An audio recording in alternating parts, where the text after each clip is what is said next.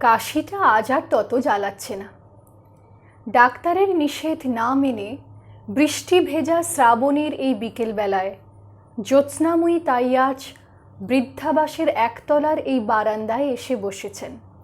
হাতে কাঁটা, কোলে সাদা আর নীল পশমের গুটি, হাফ হাতা আর গোল গলার একটা সোয়েটার ইতিমধ্যেই শেষ হয়েছে।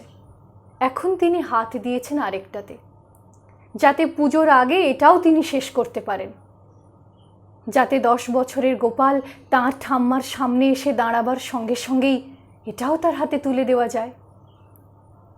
কিন্তু সোজা উল্টো সোজা উল্টো, তাঁর হাত এতদিন যেমন দ্রুত চলত, আজ যে আর তেমন চলছে না। তার কারণ নিউ জার্সি থেকে আজই একটা চিঠি পেয়েছেন জ্যোৎস্নাময়ী। ঠাম্মার গোপাল, অর্থাৎ অরুণাংশু সেন আর কমলিকার পুত্র রনি, তাতে যদিও রোমান হরফে, তবু বিশুদ্ধ বাংলায় জানিয়েছে, হলো না ঠাম্মা, বাপি আর মা বলছে সেপ্টেম্বরের শেষে আমরা কলকাতায় নয়, ওয়েস্ট কোস্টে ছুটি কাটাতে যাব। ওয়েস্ট কোস্ট যে কোথায় জ্যোৎস্নাময়ীর তা জানা নেই। তবে এটুকু তিনি ঠিকই বুঝতে পারেন যে ছুটি কাটাবার পক্ষে এই নোংরা বিষণ্ণ কলকাতার চেয়ে সেটা অনেক বেশি ভালো জায়গা। আকাশ থেকে আবার ঝিরঝির করে বৃষ্টি পড়তে শুরু করেছে, আর গাছগাছালির ঝুঁটি ধরে নেড়ে দিয়ে মাঝে মাঝেই ছুটে আসছে ভরা বর্ষার দমকা জলো হাওয়া।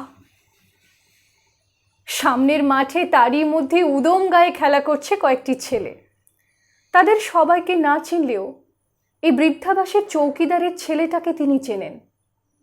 ওর নাম তিনি জানেন না, তবে ওরও বয়স হয়তো বছর 10 হবে।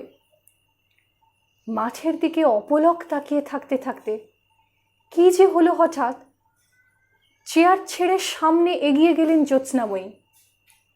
ছেলেটাকে কাছে ডেকে এনে গোল গলা হাফ হাতা সোয়েটারটা তার হাতে তুলে দিয়ে একগাল হেসে বললেন, গোপাল, এটা তোরই জন্যে বানিয়েছি, তুই সামনের শীতে পড়িস।